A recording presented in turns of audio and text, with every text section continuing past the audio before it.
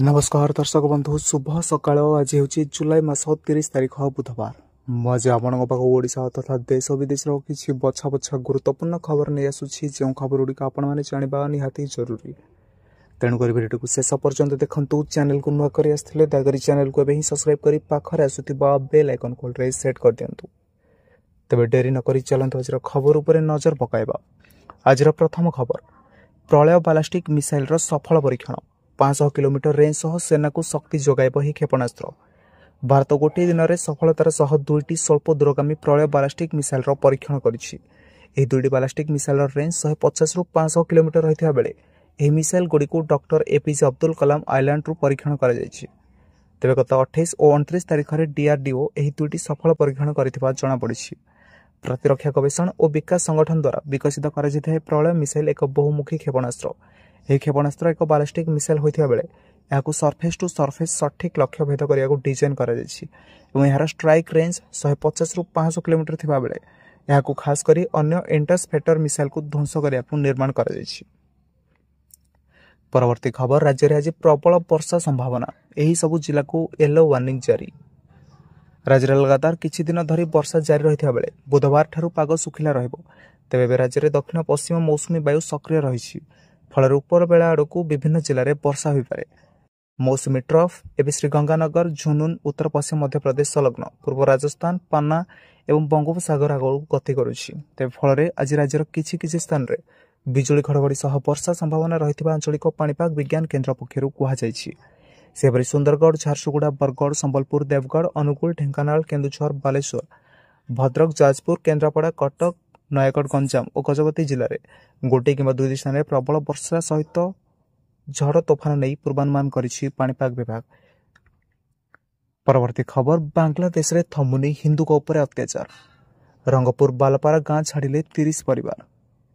बांग्लादेश रे थमुनी हिंदू उपर अत्याचार। रंगपुर शहर स्थित बालपारा गांव 30 हिंदू परिवार गां छाड़ी कारण हेउछि इस्लाम विरोध में फेसबुक रे पोस्ट को नहीं। सूचना अनुसार फेसबुक रे एक पोस्ट भाइराल होइथिला। कठोरपंथी गोष्ठी संगबद्ध होई अतर्कित आक्रमण करथिले एवं आक्रमण रे 14टी घर संपूर्ण नष्ट हो जाइछि।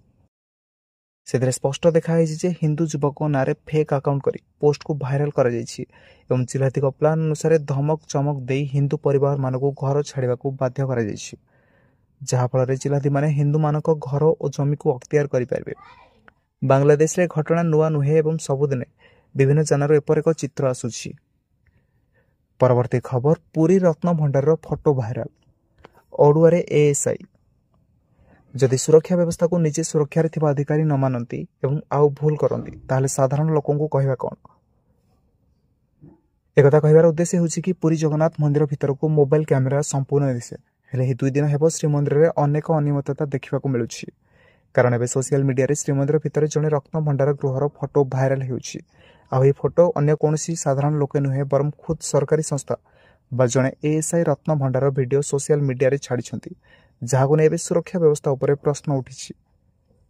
श्रीमंदिर और रत्न भंडार फोटो पोस्ट करी एवं ओडुआरे एएसआई श्रीमंदिर रत्न भंडार गणति मणति को नहीं चर्चा लगी रही बेले भारतीय प्रतत्व सर्वेक्षण संस्था बा एएसआई फोटो पोस्ट करिछि जहां ने चर्चा जोर धरी।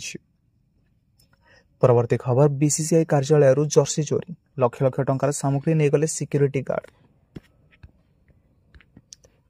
बीसीसीआई ऑफिस रु जर्सी चोरी 100,000 टंकार नुहे 6 लाख टंका मूल्यर जर्सी चोरी होता आसी अभियोग। मुंबई जड़े सुरक्षाकर्मी को आईपीएल जर्सी चोरी करने अभियोग गिरफ्त कर अभियुक्त हेले 40 वर्षीय फारूक अलमान खान। तांको विरोध में बीसीसीआई कार्यालय 261 जर्सी चोरी कर अभियोग रही जार मूल्य प्राय 5.52 लाख टंका। से ऑनलाइन जुआ प्रति निशा पूरण करने जर्सी गुड़ी को बिक्री करते पुलिस गिरफ्त कर घटनार तदंत जारी रही। तेज घटना मुंबईर वानखेड़े स्टाडियम रे अवस्थित बीसीसीआई कार्यालय घटी। पुलिस अनुसार फारूक अलमान खान नामक जड़े सुरक्षाकर्मी आईपीएल 2025 रे 261 जर्सी चोरी करथिले। प्रत्येक जर्सीर मूल्य प्राय 2500 टंका थिला। तेणु मोट 6.52 लाख टंका मूल्यर जर्सी चोरी होइथिला। तेबे पुलिस कहिछि जे खान ऑनलाइन जुआ प्रति निशाग्रस्त थिले एवं ताहा पूरण करिया पई यहा करथिले। परवर्ती खबर जुलाई 30 रे उत्क्षेपण हेबो नासा इसरो मिलित उपग्रह निसार। नासा और इसरो द्वारा मिलित भाव में विकसित एक पृथ्वी पर्यवेक्षण उपग्रह निसार जुलाई 30 संध्या 5:40 आंध्र प्रदेश श्रीहरिकोटा ठार उत्क्षेपण हेब। 2992 किलोग्राम ओजन विशिष्ट निसार एक भिन्न पृथ्वी पर्यवेक्षण उपग्रह और यह प्रथम थर पर 2टी फ्रिक्वेन्सी पृथ्वी को पर्यवेक्षण करिवो। यह नासा और इसरो सिंथेटिक अर्थ राडार पर व्यवहार हुए। तेबे निसार नामक एक बैंड और इसरो एस बैंड फ्रिक्वेन्सी पृथ्वी को परिक्रमा करिवो। तेबे गोटे उपग्रह 2टी राडार सिस्टम को रखिया एवं अन्य इंजीनियरिंग सफलतार कारण 2टी सिस्टम को हार्डवेयर विभिन्न सेट आवश्यक एवं परस्पर सहित हस्तक्षेप नक परिपूरक ढंग से कार्य करने पड़े था।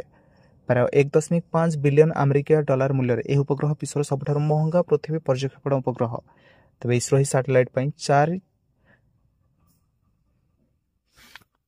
ही सैटेलाइट 470 कोटी टंका प्रदान करिछि।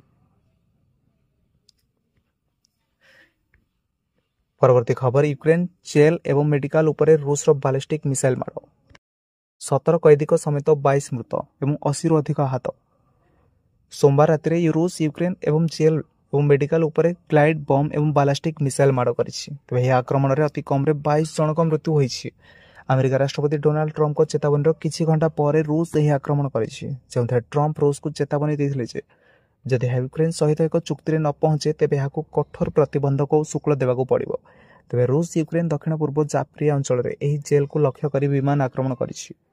सोमवार विलंबित राति यह आक्रमण कर आक्रमण समय जेल उपर लक्ष्य कर 4टी बोमा भगा जाइला। आक्रमण अति कम 17 जन कैदी मृत्यु होता है और 80 रु अधिक आहत होते। तो दर्शक यह आज वीडियो। जदि वीडियो भल लगी वीडियो गोटे लाइक करते चैनल को नुआ कर दयाकोरी चैनल को सब्सक्राइब कर पाखरे आसुथिबा बेल आइकन कॉल रे सेट कर दियंतु। धन्यवाद।